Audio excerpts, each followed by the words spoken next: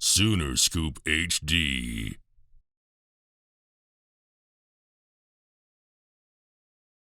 Skip, how you doing, man? Good. How are you? Always good to see you. Hey, want to ask you, and this is just one of those questions we always seem to ask this time of year. When you think about heading into the tail end of regular season, preparing for postseason, have you seen the growth of the team that you wanted to see? Are you where you expected to be at this part, or are they riding that momentum and confidence that you really want them going in the latter part of May? I think the growth has really gotten better as we've gone through the year, which is really good to see. Um, I don't have an expectation for them. We just have goals that we try to set every week and at the end of the year. So, I mean, the growth has really gotten a lot better as we went through it. Stayed healthy, which has been so good so far. And I think we got to continue to still to grow defensively, continue to grow on the mound, getting older, and our offense can get better. You know, we look at the series, the Texas and OSU series, and then we look at the last series you guys played where you give up the Friday, but the guys were resilient. They fought back, and they put together two really good games over the weekend. How big was that series last weekend down in Texas? Oh, I thought it was big. I mean, we had really played really bad. Didn't play catch that one inning. We had a guy hung out between second and third, and a guy thrown out at the plate. Don't play good catch, and then they get 4 hits with 2 strikes and 2 outs. It would have been tied 3-3. We got the momentum back. That's what I was more happy about to watch as a head coach. We lost some momentum. We had the momentum, lose the momentum, then regain the momentum going into Saturday, which was really good to see. Skip, I appreciate it, man. Good luck this weekend, okay? Thank you. Eddie Radosevich. What's up, Skip? Good. Hey, what is the plan just as far as Cade? Is it just continually give him a little bit more, give him a little bit more, give him a little bit more? Put a saddle on his back and ride him as long as you can ride him. No, just to keep him getting a little bit more every week. Like he should be 85 to 90 pitches in some form or fashion. You got to look at the stress pitches, all that stuff, you know. And I'm getting hungry watching you eat. So I don't get to eat food anymore. They don't give me any food anymore. I have to eat. I love it. I've been eating salad too. I hopped up the stairs. I'd like to see it. I need to try that. With Braden, what is his plan moving forward without like midweek games and stuff? Will he just be another added bullpen? Yeah, I mean, I had him in the bullpen last Sunday. Right. Because they were left-handed dominant in case we had to go through it, because he can go through a lineup usually, and told him to try to restart. We have one midweek game left with Wichita. I don't know if I'll start him that game or not. We might have to piece that game together as we go through it. I'd like to start a freshman like Calhoun or Sunloff just to get them experience to start, because I think they're going to be good with the summer stuff. And I mean, Sunloff has been really good. Calhoun, in his limited time, his last outing was better. And so we got to continue to grow in those areas. And because those guys are going to be the future, they're going to be a lot better last year. I look at it, those freshman pitchers like Jake Bennett, you see how much better he was there than last year there. And now look at him here. And the guy that could win the Golden Spikes Award, look at his numbers as a freshman.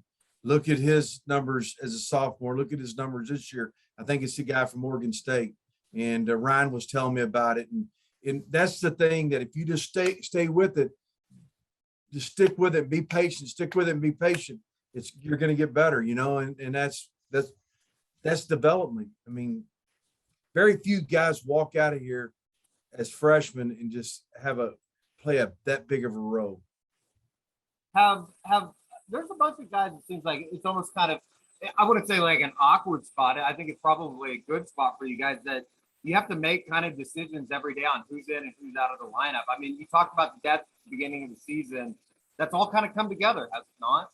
Yeah, I mean, that's what you try to do. You make one position, you make one player with 4 different people, in one position at times. That's what we try to do. Like it might be right field, might be left field, might be the DH spot, trying to burn a guy there. I think that's what we've done really, really good at this year and been in front of it. And we've kind of done it on the mound the last 3 weeks in the bullpen, the runways. We've been trying to stay in a runway. The numbers match this number and more analytical stuff and looking at your eyes and what they tell you. It kind of gets nerve-wracking at times, but you have to do it. Appreciate it, Skip. See you tomorrow. Thank you.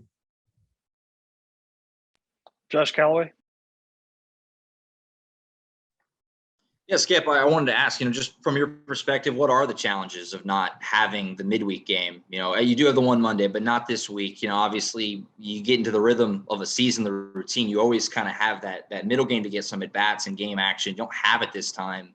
What kind of challenge, I guess, does that present for the guys who get into that regular flow of always having that Tuesday before the weekend? Well, think about this, Josh. I don't know really what you do for a living besides write. Think about not getting any sleep and then trying to do it. Those kids, I think we have 18 kids at finals tomorrow. We actually practiced last night from 4 to like 7 o'clock and got the inter squad for 4 innings, it's not like playing another team. It's not, but they at least get to see live pitching, and we'll have some guys face live hitters today, and hitters will get to face live pitching a little bit at end of practice today. It's never going to be the lights, the fans, and all that stuff. You're never going to do it. You worry about them, during finals time, you worry about them. After finals time, you don't worry about them. That's what the public and the fans don't see, that side of it. They get better after finals are over with. We have 18 guys that have finals on Friday. It's gonna be a difficult day. We just got to tell them, hey man, get enough rest, do this, do that. But they're 18 to 22 years old.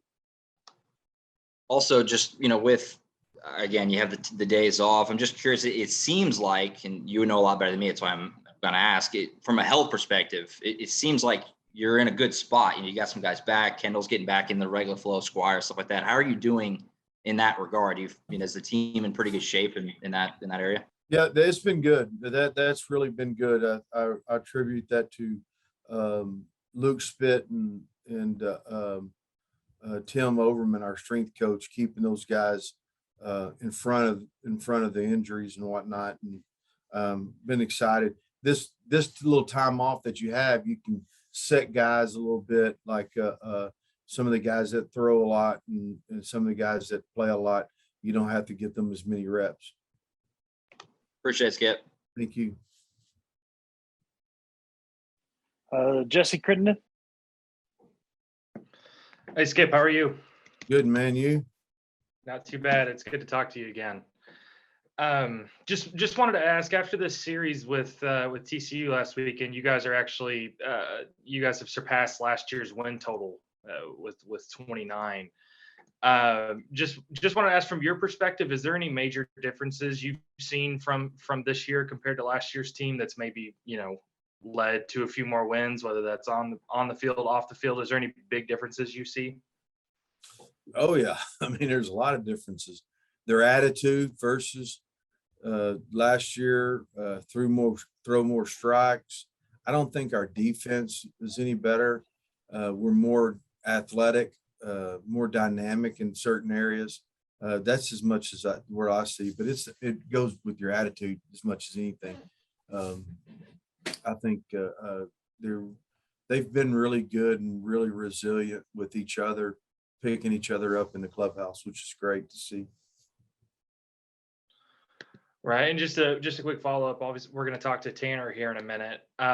Just want to ask what you've seen from him so far this year. He leads the team in hits. He seems like he's been a pretty consistent player, but what have you seen from him, and what would you like to see from him, through the rest of the season? Just keep being himself. And, that's the thing that is awesome about Tanner. It's kind of, it makes me emotional because I know where he's from, and I played for his grandfather. His grandfather was my mentor, and I know what he puts into it and the hard work and the passion that he has for baseball. And I think it's just been fun to watch being around. You know, it's like talking to your own son at times. I appreciate it, Skip. Thank you. Randy Heights.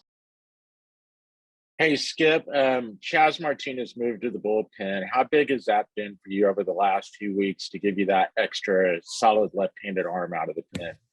Well, I mean, it a lot. I mean, because you look at he can also go through the lineup, and I think his stuff plays up better out of the bullpen versus the starting, which has been really good. I think it's really helped us a lot.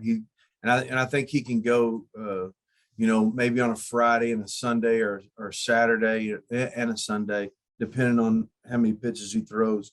He's strong, he's physical, he can hold that stuff up. I mean, he was really good at time. Last week, it was first inning was touchy-feely a little bit. Second inning was like, I'm getting after you.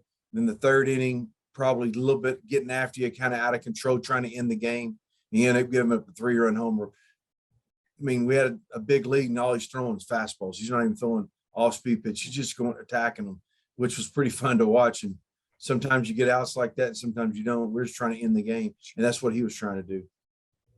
I know you talked about some of them earlier, but you got a lot of young arms on this team. How big is this last part of the season for you to, you know, try to work some of these guys in for development as they move to summer and guys you'll be counting on next year? Yeah, well, it's huge because they get to number one, feel the end run. They get to feel the end run. They get to experience the conference tournament, and hopefully they'll get to experience the postseason. And if you get that guy to feel that atmosphere, and you get him 1 out or 1 inning or 9 innings or whatever it may be, it's just going to help. It's just going to help him. It's going to leave that taste in his mouth to want to go back, you know, and I think that's the biggest deal. Sooner Scoop HD.